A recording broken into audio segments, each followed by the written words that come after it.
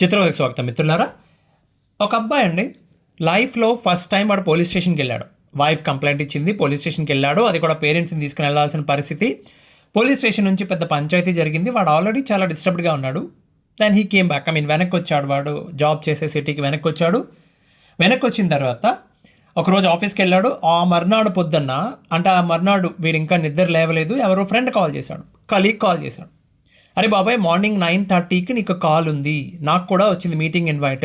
All of A sudden ఎందుకో meeting పెట్టారు. ఎందుకు మీటింగ్ పెట్టారు చెప్పబెట్టకుండా, ఏదైనా ఎస్కలేషన్ అయిందేమో అని చెప్పి జాయిన్ అయ్యాడు. జాయిన్ అయిన వెంటనే అందులో ఎక్కువ టైం కూడా తీసుకోలేదు వాళ్ళు. జస్ట్ 6 నిమిషాలు టైం తీసుకున్నారు. 400 మందిని లేపేశారు. మీ ID card, laptop hand over చేసేయండి వాళ్ళ ఆఫీస్కి వచ్చి, రైట్? మీకు రావాల్సిన full and final settlement amount email వస్తుంది, మీ పర్సనల్ ఈమెయిల్కి అని చెప్పారు. వాళ్ళ యాక్సెస్ కూడా బ్లాక్ చేసేసారు. As simple as that. జరుగుతుందండి, బయట బోల్డ్ అంతా జరుగుతుంది అట్లా, రైట్? సో వాడు ఆల్రెడీ టెన్షన్లో ఉన్నాడు, ఆల్రెడీ ప్రెషర్లో ఉన్నాడు. అక్కడ జరిగిందే లైఫ్లో ఫస్ట్ టైం, రైట్? ఇప్పుడు మళ్ళీ కొత్త విషయం ఇది. సో ఈరోజు వాయిదాలు నుండి ఇలా గొడవలు పడి కోర్టు చుట్టూ తిరుగుతున్న భార్యాభర్తలు కనుక అదే సమయంలో వాళ్ళ ప్రొఫెషనల్ లైఫ్లో కూడా దెబ్బతింటాయి. అబ్బాయిల విషయంలోనే కాదండి. ఇవన్నీ నేను ఎక్కడి నుంచి చెప్తున్నా అంటే, నాకు వచ్చిన ఈమెయిల్స్లో కామన్ పాయింట్స్. చాలామంది చెప్తున్నారు, మేము జాబ్ ట్రై చేస్తున్నాం అండి, ఫెయిల్యూర్స్ వస్తున్నాయి, ఫెయిల్యూర్ని తట్టుకోలేకపోతున్నాం, కాన్ఫిడెన్స్ పోతుంది, అసలు ఫోకస్ ఉండట్లేదు దేనిపైన, రైటా? అలాగే ఒక అమ్మాయి, తను పెళ్ళికి ముందు ఒక 1.5 year జాబ్ చేశారటండి. జాబ్ మానేశారు బికాజ్ సిటీ షిఫ్ట్ అవ్వడం వల్ల భర్త కోసం. పెళ్లి చేసుకుని ఆ హస్బెండ్ దగ్గర ఉంటున్నారు. 3.5 ఏళ్ల కాపురం తర్వాత వాళ్ళిద్దరూ విడిపోయే పరిస్థితి వచ్చింది. ఆ అమ్మాయి వెనక్కి పుట్టింటికి వెళ్దామంటే వాళ్ళ చెల్లెలకి పెళ్లి ఫిక్స్ అయింది. ఈ టైంలో వెనక్కి వెళ్ళే పరిస్థితి లేదు. నా ఏం చేయాలి ఆవిడ, రైట్? ఈయన అవతల పొమ్మన్నాడు, ఏం చేయాలి ఆవిడ?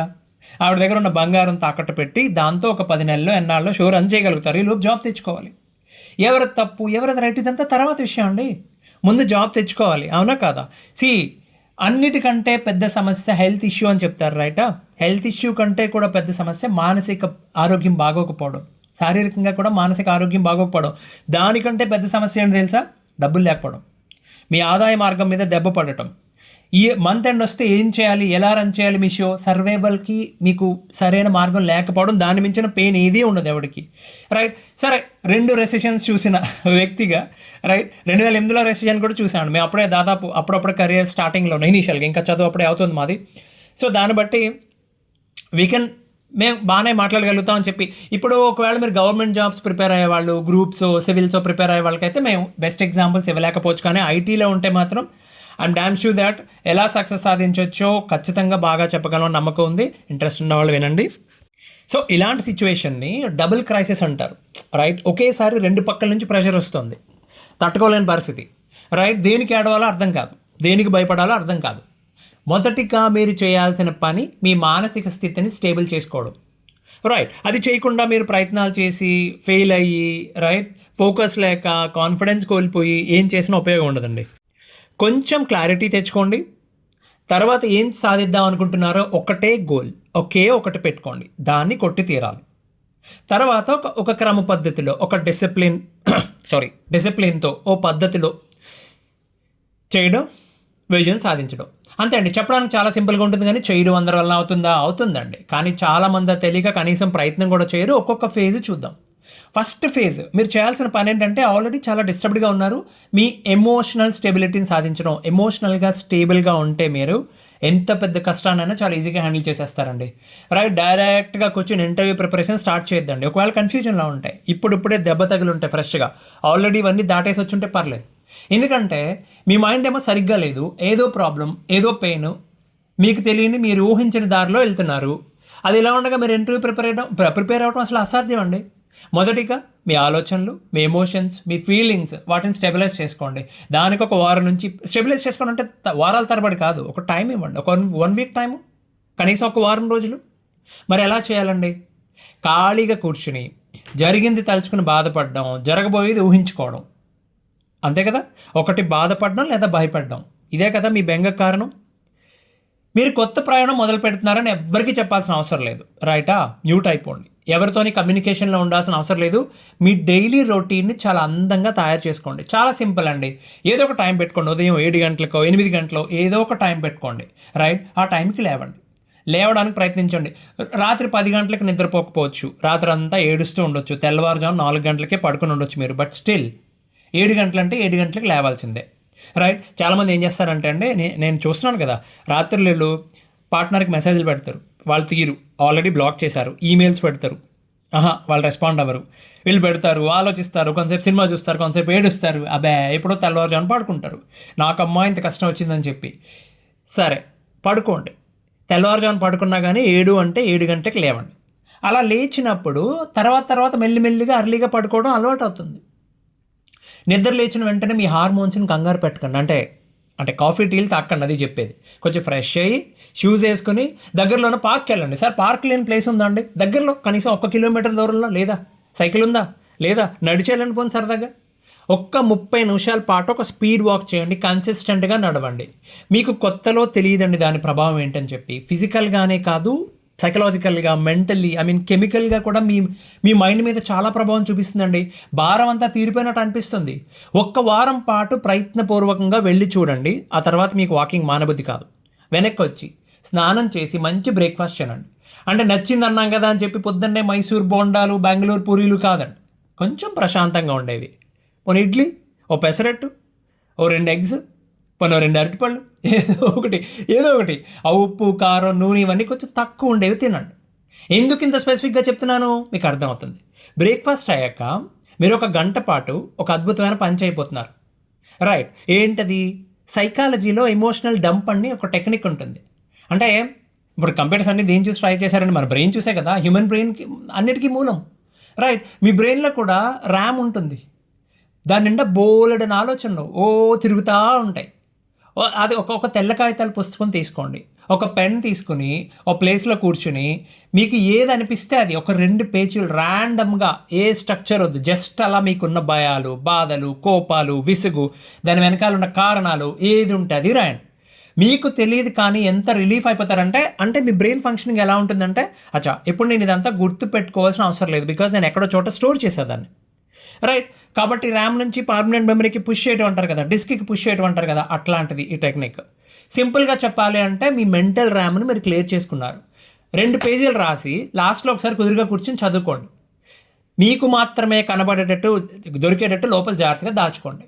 వెళ్ళి హాయిగా టీవీ పెట్టుకుని కొద్దిసేపు ఏదో ఒక సినిమా చూసి, లేకపోతే ఏదైనా పాటలు విని లంచ్ టైంలో మృష్టాన్న భోజనం అంటారు కదా, పప్పు అయినా మంచి కూర, పప్పు, రసమో, సాంబారో ఏదో ఒకటి వేసుకొని దాంట్లో ఒడియాలు నంచుకుని, పెరుగు వేసుకుని బ్రహ్మాండంగా భోజనం చేయండి. వీలైతే అయిపోయిన తర్వాత గులాబ్ జామున్ కూడా తినండి. మధ్యాహ్నం నుంచి ఏ పని పెట్టుకోవద్దు. ఫోన్ తీసి దూరంగా పడేసి మీకు నచ్చిన సినిమా పెట్టుకుని హాయిగా సినిమా చూస్తూ నిద్రపోండి. ఓకే.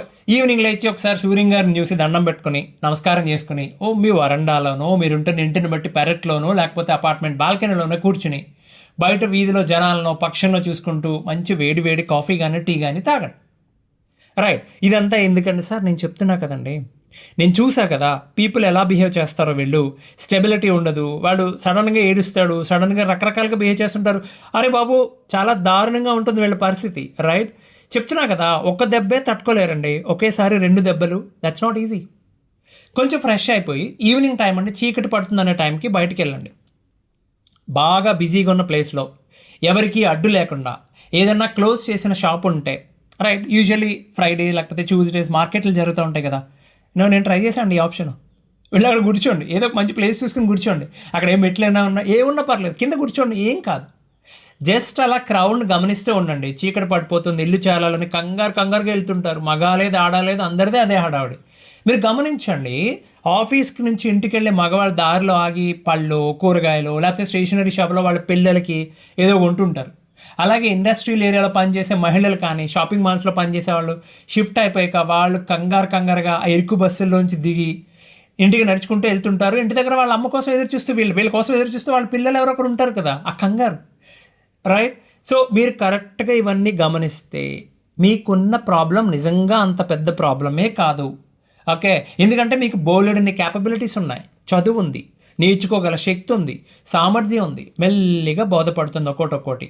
ఇంటికి వెళ్ళండి, నైట్ టైం రకరకాల ఫ్రూట్స్ ప్లాన్ చేసుకోండి. రకరకాలు దొరుకుతాయండి, మ్యాంగో స్టైన్ అని దొరుకుతుంది, తిన్నారు ఎప్పుడన్నా? రైట్. ఇప్పుడు మన హైదరాబాద్లో లేకపోతే బెంగళూరులో మంచి రకరకాల సీజనల్ ఫ్రూట్స్ దొరుకుతాయి, తెచ్చుకోండి.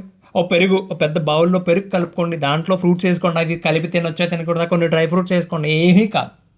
రాత్రి 9:30కి 10 గంటలకి మటన్ బిర్యానీలు తినేవాళ్ళు ఇది తినొచ్చు, తప్పేం లేదు, అంత ఆలోచించక్కర్లా. ప్రశాంతంగా సినిమా పెట్టుకుని చూస్తూ తినండి. ఈవినింగ్ ఒక 10 నిమిషాలు భోజనం చేసిన తర్వాత, డిన్నర్ అయిన తర్వాత అటు ఇటు వాక్ చేసి ప్రశాంతంగా బజ్జి ఉండి.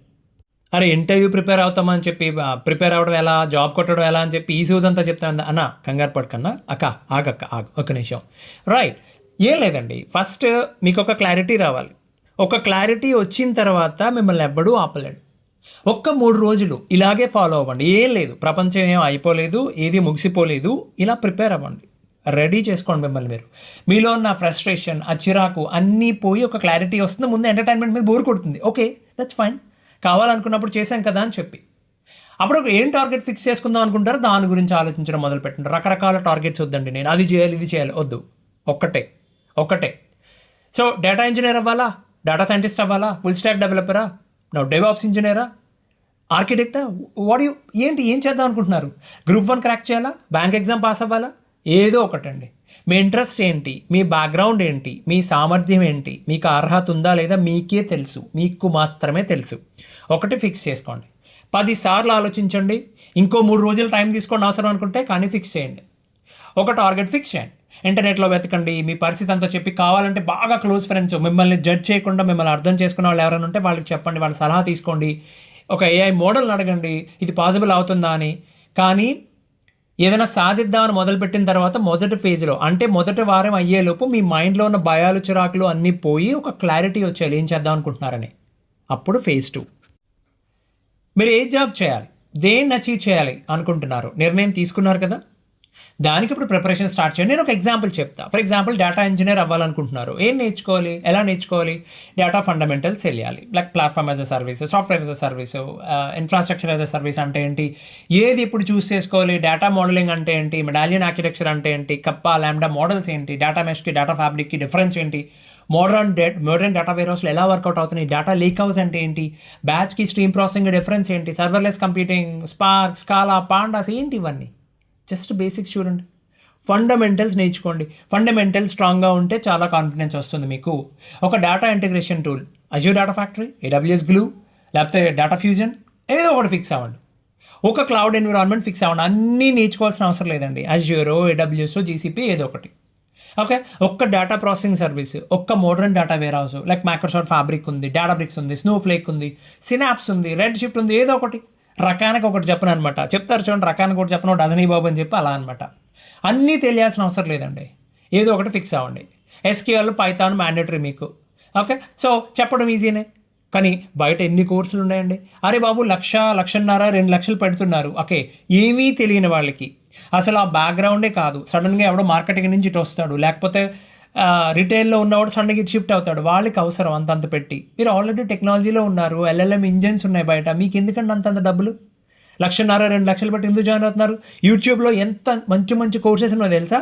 కంప్లీట్ డేటా ఇంజనీరింగ్, ఏమేమి ప్రిపేర్ అవ్వాలి, టార్గెటెడ్ లెర్నింగ్, అక్కడ కనబడిందంతా నేర్చుకోమని నేను చెప్పను, టార్గెటెడ్ లెర్నింగ్, మీకు ఏది అవసరమో అదే ఫిక్స్ అవ్వండి, ఆ ఒక్క దాని గురించే నేర్చుకోండి. రైట్, అలాగే గ్రూప్స్, గవర్నమెంట్ జాబ్స్ ప్రిపేర్ అయ్యే వాళ్ళకి చక్కగా డెడికేటెడ్ ఛానల్స్ ఉన్నాయండి, అవి ఫాలో అవ్వండి. రైటా, పొలిటికల్లో, సినిమా, ఈ సుత్తంతా బదులు ఇది ఫాలో అవ్వండి. అంటే అది చూడొద్దని కాదు, మీకు ఇది టైం పెట్టుకోండి, ఒక కోర్స్ సెలెక్ట్ చేసుకోండి. మార్నింగ్ ఒక 1.5 hours నుంచి 2 hours అండి. ఓకే, సో ఫోన్ని ఎయిర్ప్లేన్ మోడ్లో పెట్టేసి అప్పుడు చదువుకోండి. మీ డేని 3 భాగాలుగా విభజించుకోండి. సింపుల్ అండి, ఉదయం పూట కనీసం 1.5 గంట. ఓకే, మీరు ఆల్రెడీ ఎక్కడో జాబ్ చేస్తున్నారు, జాబ్లో ఆల్రెడీ ప్రెషర్ ఉంది, సెక్యూరిటీ లేదు, సరే ఒక 40 నిమిషాలు ఫిక్స్ చేయండి. పొద్దున్న లేచిన తర్వాత ఆఫీస్లో నుంచి కూడా అటెండ్ అవ్వచ్చు కదా, ఆఫీస్కి వెళ్తారు, స్వైప్ చేసి లోపలికి వెళ్ళండి, లోపలికి వెళ్ళిన తర్వాత కింద పార్కింగ్ స్లాట్కి ఎక్కడికో వచ్చి అటు ఇటు వాక్ చేస్తూ యూట్యూబ్లో వీడియో పెట్టుకుని ఒక 30 minutes వినలేరా అండి మీరు? ఒక కోర్స్ ఏదో ఒకటి ఎవ్రీ డే ఏదో ఒకటి వినలేరా? జాబ్ మారదాం అనుకుంటున్నారు కదా, మీరు మంచి జాబ్ కోసం ట్రై చేస్తున్నారు కదా, ట్రై చేయలేరా? రైట్, ఇప్పుడు మీరు ఫ్రీగా ఉన్నారనుకోండి, అంటే జాబ్ చేయట్లేదు, ఫ్రెష్గా వెతుకుంటున్నారు అనుకోండి, పొద్దున పూట నేర్చుకోండి, మధ్యాహ్నం పూట కొద్దిగా అయినా ప్రాక్టీస్ చేయండి. ఇప్పుడు పైథాన్ ప్రోగ్రామ్, ఇప్పుడు ఇంతకు ముందు అంటే మీరు దాంట్లో ఇన్స్టాల్ చేసుకోవాలి, అది ఇన్స్టాల్ చేయాలి, ఇది ఇన్స్టాల్ చేయాలి. ఇప్పుడు ఏముందండి అసలు, ఇన్స్టాలేషన్, కాన్ఫిగరేషన్ ఏమీ పని లేదు. కొలాబ్ ఉందా, గూగుల్ వాడి కొలాబ్ ఉందా, నోట్బుక్ సర్వీస్ ఉంది, వాడు క్లస్టర్ ఇస్తాడు, దాంతోపాటు ఓపెన్ చేసి ప్రోగ్రామ్ ఎగ్జిక్యూట్ చేయడమే. క్యాగిల్ ఉంది, ప్రాజెక్ట్స్ ఉన్నాయి, దాంట్లో డేటా సెట్స్ ఉన్నాయి, కాంపిటీషన్స్ ఉన్నాయి. నీకు నిజంగా దమ్ము ఉంటే $2,00,000, $3,00,000 ఛాలెంజెస్ ఉంటాయి. నువ్వు క్రాక్ చేస్తే, రైట్, అంత సీన్ ఉండదు, బట్ యా ట్రై చేస్తే చెప్తున్నా, రైట్. ఓపెన్ సోర్స్, మీకు డబ్బులతో కూడా పని లేదు. క్లౌడ్ అకౌంట్ ఫ్రీ ట్రయల్ తీసుకోండి. ఎన్విరాన్మెంట్ ఎలా ఉంటుంది, సర్వీస్ ఎలా క్రియేట్ చేయాలి, ఇదంతా మధ్యాహ్నించండి. ఇక రోజులో 3వ భాగం మీ రెజ్యూమే ప్రిపరేషన్, మీ నెట్వర్కింగ్ పెంచుకోవడం. లింక్డ్ఇన్లో ఒక మంచి చక్కని ప్రొఫైల్ క్రియేట్ చేసుకోండి, రైట్. మంచి మంచి పోస్టులు రాయండి, ఏదైనా ఆర్టికల్స్ రాయండి. ఇవాళ రేపు అంత కష్టమైన ఆర్టికల్స్ రాయడం. జాబ్ ఓపెనింగ్స్ ఎలా పడుతున్నాయి, ఏ స్కిల్స్ అడుగుతున్నారు గమనిస్తూ ఉండండి. సో మీ స్కిల్ రేంజ్ని బట్టి, మీ బ్యాక్గ్రౌండ్ బట్టి 3 వారాల నుంచి 3 నెలల వరకు పడుతుందండి ఈ స్టేజ్. ఏం లేదండి, కాన్ఫిడెన్స్. మధ్యలో మీకు చిరాకు రావచ్చు, సడన్గా ఒంట్లో బాగుండకపోవచ్చు, కానీ ఏది ఈ కంప్లీట్గా ఈ చైన్ని, ప్రిపరేషన్ అనే చైన్ని కంప్లీట్గా బ్రేక్ చేయొద్దు. తిరిగి స్టార్ట్ చేయడం చాలా కష్టం. కంప్లీట్గా బ్రేక్ చేయడం అంటే మీకు ఏదో రోజు బాగలేదు, ఆర్ ఏదో సడన్గా ఏదో కోర్టుకి వెళ్ళాల్సి వచ్చింది, లాయర్ని కలవాల్సి వచ్చింది, మీ డే డిస్టర్బ్ అయిపోతుంది కదా, రొటీన్ ఎక్కడి వరకు అయిందో దాన్ని ఇగ్నోర్ చేసేయండి. మర్నాడు మళ్ళీ ఫ్రెష్గా స్టార్ట్ చేసేయండి మీరు, రైటా. సో మీ ప్లాన్ని మీరు కాంప్లికేట్ చేసుకోవద్దండి, సింపుల్గా ఉండండి. మిమ్మల్ని భయపెట్టకూడదండి మీరు వేసుకున్న ప్లాను. హెవీ ప్లానింగ్ ఏమొద్దు. ఒక కోర్సు మెల్లిగా అటెండ్ అవ్వండి, ఏ రోజు మానద్దు. కన్సిస్టెన్సీ 3 వారాలు అటెండ్ అయ్యి ప్రాక్టీస్ చేస్తూ ఉండండి. మీరు ఎంత నేర్చుకుంటే అంత నేర్చుకోండి. గుర్తుపెట్టుకోవాల్సిన అవసరం అంతకంటే లేదు, రైట్. ఎంతకాలం గుర్తుంటుందో, అసలు నేను తిరిగి ఆన్సర్ చేయగలను లేదా, మీ బ్రెయిన్కి ఆ కెపాసిటీ ఉంది, మీకు తెలియదు అంతే. రిజల్ట్ గురించి ఆలోచించొద్దు.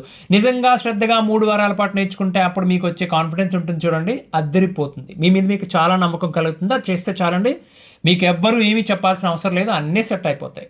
ఇక నెక్స్ట్ ఫేజ్.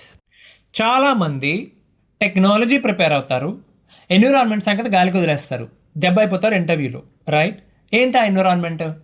ఇప్పుడు ఒక సాఫ్ట్వేర్ సైడ్ జాబ్స్ వెతుక్కునే వాళ్ళ గురించి చెప్తున్నాను నేను. మీ ఎక్స్పీరియన్స్ ఉంటుంది కదా, యాక్చువల్లీ మీకు ఎక్స్పీరియన్స్ లేదు, అంత లేదు, రైట్. వాడు దేని మీద గుచ్చి అడుగుతాడు, లాస్ట్ ప్రాజెక్ట్ ఏంటి, ప్రాసెస్ ఏంటి, అక్కడ ఒకవేళ ఏదైనా బగ్ వస్తే ఎట్లా హ్యాండిల్ చేస్తారు మీరు, టెస్టింగ్ ఎలా చేస్తున్నారు, టెస్ట్ కేసులు ఎవరు రాస్తారు, దాని ఇన్పుట్స్ ఎలా ఇస్తారు మీరు, డిప్లాయ్మెంట్లో ఏదైనా ఫెయిల్యూర్ అయితే ఎవరు రెస్పాన్సిబిలిటీ, రైటా. బిజినెస్ పీపుల్తో ఎలా ఇంటరాక్ట్ అవుతారు, బిజినెస్ అనలిస్ట్ నుంచి రిక్వైర్మెంట్ ఎలా తీసుకుంటారు మీరు, రిక్వైర్మెంట్ ఏ ఫామ్లో తీసుకుంటారు, జీరా ప్రాసెస్ ఏంటి, కాన్ఫ్లుయెన్స్ ప్రాసెస్ ఏంటి, రైటా, డిప్లాయ్మెంట్ ప్రాసెస్ ఏంటి, దీన్ని టచ్ చేస్తారు. ఏం లేదండి, ప్రాపర్ బిజినెస్ కేసు మీకు మీరే ప్రిపేర్ చేసుకోండి. టెలికమ్యూనికేషన్లోనా, హెల్త్ కేర్లోనా, మెడికల్లోనా, ఎందులో మీరు ప్రిపేర్ అవుతున్నారు, క్లయింట్ ఎక్కడి నుంచి చూపించుకుంటున్నారు, దాంట్లో మీరే ఒక ప్రాజెక్ట్ ప్రిపేర్ చేసుకోండి, రైటా. సో మీరు చేస్తున్న బిజినెస్ కేసు ఏంటి, దాని అవుట్కమ్ ఏంటి, రైటా. ఇన్సూరెన్సా, బ్యాంకింగా, మ్యానుఫ్యాక్చరింగా ప్రిపేర్ చేసుకోండి. అది చాలా క్లియర్గా చెప్పగలగాలి. అంటే ఏ బిజినెస్కి అప్లికేషన్ రాస్తున్నారు మీరు, it could be a data pipeline, right. తర్వాత ఎంతమంది పని చేస్తున్నారు, మేనేజర్ ఎవరు, ఇంజనీర్స్ ఎంతమంది, ప్రోడక్ట్ ఓనర్ ఉన్నారా, స్క్రమ్ మాస్టర్ ఉన్నారా, టెస్టింగ్ టీం ఎంత, డిప్లాయ్మెంట్ టీం ఎంత, ప్రొడక్షన్ సపోర్ట్ టీం ఎంత. సింపుల్ అండి. మీ ప్రాజెక్ట్కి సంబంధించి planning, designing, development, testing, deployment, production operations, network layer, compute layer, data layer, security layer, మొత్తం ప్రాసెస్ అంతా హై లెవెల్లో మీకు తెలియాలి. మీరు ఏ డిపార్ట్మెంట్లో పనిచేస్తున్నారో, ఫర్ ఎగ్జాంపుల్ డెవలప్మెంట్లో అనుకోండి, డెవలప్మెంట్లో డెప్త్ తెలియాలి మీకు, అంతే. ఓవరాల్ ప్రాసెస్ తెలియాలి. అప్పుడు మీకు ఏంటి, ఒక కాన్ఫిడెన్స్ వస్తుంది. Okay, there is a project, just visualise చేసుకోండి. దేర్ ఇస్ ఎ ప్రాజెక్ట్, నేను రోజు ఆఫీస్కి వెళ్తున్నాను, there are people reporting to, there are people I'm handling with. దీన్ని మీరు క్రియేట్ చేసుకోండి పేపర్ పైన, రైట్. అంత కష్టం ఏం కాదండి. మీరు సింపుల్గా స్ట్రైట్ ఫార్వర్డ్గా ఏం చెప్పాలనుకుంటున్నారో ప్రిపేర్ చేసుకోండి. దాని బహుశా మొదటి ఎంట్రీలో కొంచెం తడబడచ్చు, రెండోసారి బాగానే చెప్తారు. నెక్స్ట్ టైం నుంచి ఆ ప్రాజెక్ట్ మీరు చేయకపోని పర్ఫెక్ట్గా ప్రిపేర్ అయ్యారు, ప్రాక్టీస్ చేశారు కాబట్టి మెల్లిగా గంగ తనను తాను చంద్రముగ్గా ఊహించుకోవడం మొదలుపెట్టినట్టు మీరు దాంట్లో ఇన్వాల్వ్ అయిపోతారు. చాలా కంఫర్టబుల్గా అవలీలుగా చెప్పేస్తారండి. ఇక లాస్ట్ కాన్సెప్ట్ ఏఐ గురించి చాలా ఉదరగొడుతున్నారు కదా, భయపెట్టేస్తున్నారు. యాక్చువల్లీ ఇంటర్వ్యూస్లో కూడా ప్రతి ఒక్కరిని అడుగుతున్నారు, వాడికి ఏఐతో పని ఉందా అంటే, లేదు, అడగండి. జాబ్ డిస్క్రిప్షన్లోనే పెడుతున్నారు, ఏ టూల్స్ బాగా తెలియాలి, ప్రాంప్ట్ ఇంజనీరింగ్ తెలియాలి, సిమాంటిక్ సర్చ్ ఎక్స్పీరియన్స్ ఉండాలి. సిమాంటిక్ సర్చ్ వాడు ఏం చేస్తాడ్రా బాబు, అందరూ ఎందుకు చేస్తారా సిమాంటిక్ సర్చ్ పైన, సిమాంటిక్ సర్చ్ని కన్జ్యూమ్ చేస్తారు, వాడు ఎందుకు డిజైన్ చేస్తాడు, లేదు. ఇంటర్వ్యూ క్వశ్చన్స్ అడగాల్సిందే. చూడండి, మీరు భయపడిపోద్దు. ఎందుకంటే నాకు ఈ మధ్యన క్యాండిడేట్లను చూస్తే, అంటే ఇంటర్వ్యూస్కి వస్తున్న వాళ్ళని చూస్తుంటే చాలా దారుణంగా అనిపిస్తుంది. మొన్న ఒక సీనియర్ ఆర్కిటెక్ట్ రోల్కి ఇంటర్వ్యూ చేస్తున్నాం. ఒక అతన్ని క్వశ్చన్ అడిగితే, బాబు physical, logical, data modeling difference ఏంటి అంటే, entire logic will be in logical modeling అంట. మరి ఫిజికల్ మోడలింగ్ గురించి అడగబుద్ధి కాలేదు, ఏం చెప్తాడో అని భయం వేసి నాకు. లాజిక్ అంతా లాజికల్ మోడలింగ్లో ఉంటుందంట. మా నాయనే అనిపించింది. ఇక్కడ ఒక సీనియర్ ఆర్కిటెక్ట్ రోల్కి ఇమాజిన్ దట్ మీరు చాలా గొప్పగా ప్రిపేర్ అయినట్టు లెక్కన కదా. ఏఐ గురించి ఏం లేదండి. నిజంగా వర్క్ చేసిన వాళ్ళకంటే బాగా ప్రిపేర్ అయిన వాళ్ళు ఇంటర్వ్యూస్లో బాగా ఆన్సర్ చేస్తారు. తెలుసా ఈ విషయం ఏఐ గురించి? Why? Because every day it's getting changed. Okay, I mean update అవుతుంది, అప్గ్రేడ్ అవుతుంది. కాబట్టి బాగా వర్క్ చేసిన వాళ్ళంతా ఒక యూస్ కేస్ తీసుకుని అవుట్ అండ్ అవుట్ వర్క్ చేసిన వాళ్ళకంటే రోజు బాగా ప్రిపేర్ అయిన వాళ్ళు బాగా ఆన్సర్ చేస్తున్నారు. మెషిన్ లెర్నింగ్ ఫండమెంటల్స్ చూడండి. అసలు ఏఐకి ముందు ఏం జరిగింది, ట్రెడిషనల్ ఏఐ ఏంటి, తర్వాత జనరేటివ్ ఏఐ ఏం చేస్తోంది, అజెంటిక్ ఏఐ ఏం చేస్తోంది, ర్యాగ్ అంటే ఏంటి, ర్యాగ్ అప్లికేషన్స్ అంటే ఏంటి, ఆర్కెస్ట్రేషన్ అంటే ఏంటి, సెషన్ మేనేజ్మెంట్ అంటే ఏంటి, మెమరీ మేనేజ్మెంట్, ఏదో ఒక కోర్స్ అటెండ్ అవ్వండి. ఓకే, మీరు అడగచ్చు, అరే ఎన్ని కోర్సులు అటెండ్ అవ్వండి? అరే పెద్దవి కాదు, 8 గంటలు 12 గంటలు ఉన్నవి కాదు, ఒక్కటి తీసుకోండి. ఒక ప్రాజెక్ట్ మీకు ఏఐ మీద చాలా ప్రాజెక్టులు చేస్తున్నారు కదా, రైట్? ఫర్ ఎగ్జాంపుల్ హెల్త్ ఇన్సూరెన్స్లో ఆర్ ఒక పేషెంట్ యొక్క రికార్డ్ అప్లోడ్ చేసిన వెంటనే ఎంతవరకు వీడి క్లెయిమ్ ఇవ్వచ్చు, వీడు ఎంతవరకు క్లెయిమ్ అప్రూవ్ చేయొచ్చు, వాడు 2 లక్షలు బిల్ ఇచ్చాడు, ఎంతవరకు అప్రూవ్ చేయొచ్చు మెడికల్ రిపోర్ట్ చూసి అన్నదానికి యూస్ కేసు ఉంటుంది, రైటా? With the help of AI, రైటా? ఆ యూస్ కేసు ఉంటుందండి, గంటం పావు ఉంటుంది, యూట్యూబ్లో వీడియో ఉంటుంది. గో అండ్ వాచ్ ఇట్, మీకు అర్థమైపోతుంది కంప్లీట్ అవుట్ అండ్ అవుట్ ఏమేమి ఉంటాయి, వాడు వాడే ఆర్కెస్ట్రేషన్ ఫ్రేమ్వర్క్ ఏంటి, లాంగ్రాఫ్ వాడుతున్నాడా, వెక్టరైజేషన్ అంటే ఏం చేస్తున్నాడు, డేటా ఎక్కడైనా స్టోర్ చేస్తున్నాడా, మెమరీ మేనేజ్మెంట్ ఎలా చేస్తున్నాడు, ఎవ్రీథింగ్ మీకు అర్థమైపోతుంది. ప్రతిదీ గుర్తుపెట్టుకొని ట్రై చేయకండి, జస్ట్ శ్రద్ధగా వినండి అంతే. అప్పుడు ఒక ప్రాజెక్ట్ ప్రిపేర్ అవ్వండి, ఒక complete out and out project మీరు ఎంచుకున్న డొమైన్ బేస్ చేసుకొని. ఆ ప్రాజెక్ట్ మీద ఏ క్వశ్చన్ అడిగినా మీరు ఆన్సర్ చేయగలగాలి. సింపుల్. బాగా ప్రిపేర్ అవ్వండి. చెప్పాను కదా, ఎవ్రీ స్టేజ్లో ఆల్రెడీ యూట్యూబ్లో ఉన్న వీడియోలు ఇదే, మీరే చేశానని చెప్పుకోండి. వద్దని ఎవడంటాడు ఇప్పుడు? మిమ్మల్ని క్వశ్చన్ చేస్తానంటే ఎవడన్నా నువ్వెక్కడ చేసావని చెప్పి చేయండి, తప్పలేదు. ముందు ఒక బిజినెస్ కేస్ డిఫైన్ చేసుకోండి, తర్వాత దాన్ని ఎలా ఇంప్లిమెంట్ చేయాలో చూడండి. వీలైతే ఇంప్లిమెంట్ కూడా చేయొచ్చు. మీకు ఇప్పుడు ఎంత అవైలబిలిటీ ఉందండి, ఫ్రీగా హోస్ట్ కూడా చేయొచ్చు బయట ఒక అప్లికేషన్ డిజైన్ చేసి. మీకు టైం ఉంటే హ్యాపీగా డిజైన్ కూడా చేయొచ్చు. అయిపోయిందా? ఇప్పుడు ఫైనల్ ఫేజ్ అండి. ముందు ఫండమెంటల్స్ నేర్చుకున్నారు, తర్వాత ఎన్విరాన్మెంట్ ప్రిపరేషన్ అయింది, ఏఐ గురించి నేర్చుకున్నారు, ఇంకో పక్క నెట్వర్కింగ్ చేస్తున్నారు, రెజ్యూమే రిఫైన్ చేస్తున్నారు, లింక్డ్ఇన్లో పోస్టులు చేస్తున్నారు, మీ గిట్ ప్రొఫైల్ రెడీ చేసుకున్నారు. మీరు నేర్చుకున్న ప్రతి ప్రాజెక్ట్ కోడ్ గిట్లో పెట్టడానికి ట్రై చేయండి. Push it into Git. Me Git profile create చేసుకొని నీట్గా ప్రతి వారం కనీసం ఒక్కసారి దాంట్లో ఏదో ఒక కోడ్ పుష్ చేస్తూ ఉండండి, రైట్? ఏ లొకేషన్ అయినా పర్లేదు, ఏ పొజిషన్ అయినా పర్లేదు, ఉద్యోగం కావాలి, అంతే కదా? ఎక్స్పీరియన్స్ చూపించాలి. ఇవన్నీ విద్యులు ప్రాజ్ఞులు మీకు తెలిసిన విషయం, నేను చెప్పేది కాదు కదా, బహిరంగంగా మాట్లాడుకునే విషయాలన్నీ కావు కొన్ని. కాకపోతే ఫేక్ ఎక్స్పీరియన్స్లు అది ఎక్కువగా పెట్టొద్దండి, ఇబ్బంది పడతారు. ఒక ట్రిక్ ఉందండి, అన్నిసార్లు వర్కౌట్ కాకపోవచ్చు, కానీ కొంచెం కంపెనీస్ అంటే మిడ్ కానీ లో కంపెనీస్కి, చిన్న కంపెనీస్కి వర్కౌట్ అవుతుంది. ఏం లేదు, 4 years ఎక్స్పీరియన్స్తో ఒక డేటా ఇంజనీర్ కావాలన్నాడు అనుకోండి, 4 years ఎక్స్పీరియన్స్తో ప్రొఫైల్ పెట్టండి. ఓకే, ఇంటర్వ్యూస్ ఇవ్వండి. సెలెక్ట్ అయ్యారు అనుకోండి, మీరు బాగా పర్ఫామ్ చేశారనుకోండి, సెలెక్ట్ అయిన తర్వాత హెచ్ఆర్ దగ్గరికి వెళ్ళి ఇంకా ఆఫర్ లెటర్ రిలీజ్ చేయకముందు, రిలీజ్ చేసిన తర్వాత, బాబు నాకు అంత ఎక్స్పీరియన్స్ లేదు, 1 year చేశాను, 6 నెలలే చేశాను, లేకపోతే అది కూడా చేయలేదు, నేను ఫ్రీలాన్సింగ్ చేశాను, రైట్? కానీ నాకు కాన్ఫిడెన్స్ ఉంది, నేను చాలా చాలా చక్కగా చేయగలుగుతా ప్రాజెక్టు, ఒక అవకాశం ఇవ్వండి. చాలా చాలా చోట్ల చూశాను నేను ఇట్లాగా. ఇలా చెబితే ఫైనల్ ఇంటర్వ్యూ మళ్ళీ చేసే అవకాశం ఉంటుంది. ఆల్రెడీ మిమ్మల్ని ఇంటర్వ్యూ చేశారు కదా, మళ్ళీ ఇంకొక రౌండ్ పెట్టే అవకాశం ఉంటుంది. ఏం లేదు, వీడు చెప్తున్న దాన్ని బట్టి నిజంగా వర్కౌట్ అవుతాడా, హెల్ప్ అవుతాడా, ఈమె హెల్ప్ అవుతుందా మాకని చెప్పి చెక్ చేసుకుంటారండి. సెలెక్ట్ అయ్యారు అనుకోండి, ఏముందండి, వాళ్ళు 15-16 లక్షలు ఇచ్చి ఒక డేటా ఇంజనీర్ ఒక 3 ఏళ్ళు 4 ఏళ్ళు ఉన్నవాడిని తీసుకునే బదులు 6-7 లక్షలు ఇచ్చి మిమ్మల్ని తీసుకుని హ్యాపీగా నడిపిస్తారు బండి, వాళ్ళకే హ్యాపీ. అంతెందుకు, పోనీ అలా కాదు, కన్సల్టెంట్గా ఏమని చెప్పండి, అరే కాంట్రాక్ట్ హైర్ ఇవ్వరా బాబు, పర్మనెంట్ ఎంప్లాయ్ కూడా అవుతుందని చెప్పి అడగొచ్చు. మీరు కన్సల్టెంట్గా తీసుకుంటాడు వాడు, ఎప్పుడంటే అప్పుడు లాగి పడేచ్చు అని చెప్పి. మీకు కావాల్సింది ఎక్స్పీరియన్స్, సింపులా? అంతెందుకు, దశాబ్దం క్రితం నేనే ట్రై చేసే ఇట్లా, రైట్? ఒక పెద్ద కంపెనీ, చాలా పెద్ద కంపెనీ, ఇండియాలో టాప్ 4లో ఒక కంపెనీ, సర్వీసెస్ కంపెనీస్లో. ఆ కంపెనీలో వాడు 3.5 ఏళ్ళు అని అడిగాడు. నాకు అప్పటికి సంవత్సరం మీద ఒక 6 నెలలో 5 నెలలో ఉంది ఎక్స్పీరియన్స్. ఏం చేయాలి మరి నేను?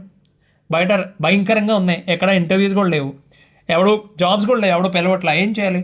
పెట్టిల్లా 3.5 ఏళ్ళ ఎక్స్పీరియన్స్ పెట్టిల్లా, ఇంటర్వ్యూ అటెండ్ అయ్యాను, చెప్పాను, 3 rounds చేశాడు, 3 rounds సక్సెస్ అయిపోయాను, బయటకు వచ్చాను. తర్వాత వాళ్ళు ఏం చెప్పారంటే ఆఫర్ లెటర్ రిలీజ్ చేస్తామని చెప్పి మా గురువు గారికి చెప్తే ఆయన సలహా ఇచ్చారు, నాన్న ఇలా వద్దురా అబ్బాయి, అనవసరంగా ఎరుక్కుంటాం మనం ఫ్యూచర్లో, నువ్వు వెళ్ళు డైరెక్ట్గా హెచ్ఆర్ని కలువు. అప్పుడు ఇలా నాకు అసలు ఆవిడ ఈమెయిల్ ఐడి కూడా తెలియదు, విదిష అని చెప్పి, ఆవిడ పేరు ఇంకా గుర్తుంది నాకు. ఆవిడని కలిసి, మ్యామ్ ఇది పరిస్థితి బాగుండకపోవడం వల్ల ఇది అని చెప్తే ఆవిడ నవ్వేసి, అరే బాబు నీకు ఆఫర్ చేసింది పెద్ద కార్పొరేట్ కంపెనీలో ఒక ఫ్రెషర్కి ఆఫర్ చేసాను, డోంట్ వరీ, మొహమాట పడదు, ఏదైతే జెన్యూన్ ఉందో అదే ఫిల్ చే అప్లికేషన్లో, then I will release the offer అని చెప్పారు. అక్కడ వర్కౌట్ అయింది. మొదట్లో ఫెయిల్యూర్ రావచ్చు అండి, మీకు రిజెక్షన్ రావచ్చు, మొహం మీదే చెప్పచ్చు, మీ మొహం మీద ఇప్పుడు ఇంత ప్రిపేర్ అయినా సరే అదేంటి నిజంగా వర్క్ చేసావు నువ్వు, ఏఐ చూసి ఆన్సర్ చేస్తున్నావు నువ్వు అని మొహం మీదే అడగచ్చు. ఏమీ పర్లా. ప్రతి రిజెక్షన్ని పాజిటివ్గా తీసుకోండి. రిజెక్షన్ పాజిటివ్గా ఎలా తీసుకోవాలి? మీకు రిజెక్షన్లో కూడా ఒక మంచి జరిగింది ఏంటి తెలుసా? మిమ్మల్ని కొన్ని క్వశ్చన్స్ అడిగాడు, ఇంటర్వ్యూ క్వశ్చన్స్ దొరికాయి మీకు. మీకు అదే మీకు బోల్డంత ఫుడ్ పెట్టేది అదే ఫ్యూచర్లో. That's a practical experience. ఒక కార్పొరేట్ కంపెనీలో ఇంటర్వ్యూలో ఈ క్వశ్చన్స్ అడిగాడు, మీరు డైరెక్ట్గా ఫేస్ చేశారు, ఆన్సర్ చేయలేకపోవచ్చు. పక్కన రాసుకోండి. ఇంటర్వ్యూ అయిన ప్రతిసారి పక్కన రాసుకోండి. ఆ ఒక్కొక్క క్వశ్చన్కి మీరు ప్రిపేర్ అయ్యే ఆన్సర్ ఎలా ఉండాలంటే తర్వాత నిద్దట్లో లేపడిగినా చెప్పగలగాలి. ఒక క్వశ్చన్ని రెండోసారి ఫెయిల్ అయ్యాడంటే ఆడంత మూర్ఖుడు ఇంకొకడు ఉండడు. కాబట్టి పక్కన రాసుకొని చక్కగా ఆన్సర్లు ప్రిపేర్ అవ్వండి. మీకు దాని నుంచి వచ్చిన అవుట్పుట్ అదే. మీకు ఫెయిల్ అయితే అయ్యారు, ఇంకా పంతం పట్టాలి. ఒక్క 4 ఇంటర్వ్యూస్ అయ్యేసరికి మీకు మంచి కాన్ఫిడెన్స్ వస్తుందండి. It is all about confidence. నేను మళ్ళీ చెప్తున్నా కదా, ఇంటర్వ్యూలో మీరు ఆన్సర్ ఎలా చేశారు అన్నదాన్ని బట్టి కంటే కూడా ఎంత కన్విన్సింగ్గా మాట్లాడుతున్నారు. ఇప్పుడు అందరూ అన్నీ చేయాల్సిన అవసరం లేదండి, రైట్? ఏదో అడుగుతారు all of a sudden. Okay, నేనైతే ఇంటర్వ్యూ చేస్తూ ఉంటే వాడు ప్రొఫైల్ ఓపెన్ చేసి ఎదురుగా పెట్టుకుని ప్రొఫైల్లో ఉన్న పాయింట్స్ గురించి తప్ప అవుట్ ఆఫ్ ద స్కోప్ ఒక్క క్వశ్చన్ కూడా అడగను, రైట్? దాంట్లో ఉన్న పాయింట్ ఎక్స్టెండ్ అయితే అవుతుంది, చైన్ క్వశ్చన్స్ రావచ్చు, రైటా? సో కానీ స్ట్రైట్ టు ద పాయింట్. అరే బాబు, నేను ఈ క్వశ్చన్ అడుగుతున్నాను, నాకు ఇది ఎక్స్పెక్టెడ్ ఆన్సర్, ఈ లెవెల్లో ఆన్సర్ ఎక్స్పెక్ట్ చేస్తున్నాను. కొన్నిసార్లు ఇన్పుట్స్ ఇచ్చి హెల్ప్ కూడా చేస్తుంటాం, రైటా? All we need to you know interview చేసేవాడికి రావాల్సిన కాన్ఫిడెన్స్ ఏంటంటే, వీడికి తెలియకపోయినా తెలిస్తే, అంటే నేర్పిస్తే నేర్చుకుంటాడు, నేర్చుకుంటుంది ఇవిడ, లేకపోతే నేర్చుకుని చేయడానికి సిద్ధంగా ఉన్నారన్న భావన కలిగితే చాలండి. వేరే ఏమీ అవసరంలా. అందరూ ఎక్స్పర్ట్స్ ఉండరు, ఎరగదీసేసి ఏది అడిగినా. అండ్ ఇంకొక ప్రాబ్లం ఏంటంటే, ఇవాళ రేపు ఏది అడిగినా కానీ ఆన్సర్ చేస్తుంటే ఒకసారి ఫోకస్డ్గా చూడాల్సి వస్తుంది, ఎక్కడ చూసి ఆన్సర్ చేస్తున్నారు వీళ్ళని చెప్పి. పాపం వాళ్ళు నిజంగా ఆన్సర్ చేసిన డౌట్ వస్తుంది, రైట్? కాబట్టి ఈ ప్రాసెస్ మొత్తంలో మీకు ఒక పక్కన ఇంట్లో వాళ్ళ ప్రెషర్ ఉండొచ్చు, కోర్టు గొడవలు ఉండొచ్చు, ఫైనాన్షియల్ ప్రెషర్ ఉండొచ్చు, కానీ మీకు వేరే చాయిస్ ఉందా అండి? మీకు ఉన్నది ఒకటే మార్గం, ఏదో ఒక పని చేసి డబ్బులు సంపాదించాలి. ముందు పని ఎత్తుకోవాలి, డబ్బులు సంపాదించాలి. డబ్బులు సంపాదించడం ఒక్కటేనా అంటే ఎస్, ఒక్కటే. డబ్బులు సంపాదిస్తేనే నీకు వాల్యూ ఉంటుంది, లేకపోతే లేదు. కన్ఫ్యూజన్ని పక్కన పెట్టండి, టార్గెట్ మీద ఫోకస్ చేయండి. ఉద్యోగ ప్రయత్నాల్లో ఉన్న వారందరికీ ఆల్ ద బెస్ట్ అండి. కొంచెం నిడివి ఎక్కువైంది, చాలా పెద్దది చేశాను, అందుకే ఇంట్రెస్ట్ ఉన్న వాళ్ళే వింటారని చెప్తున్నాను నేను. మన్నించాలి. ఉండనా మరి, మళ్ళీ కలుద్దాం. అంతవరకు సెలవు, ధన్యవాదాలు.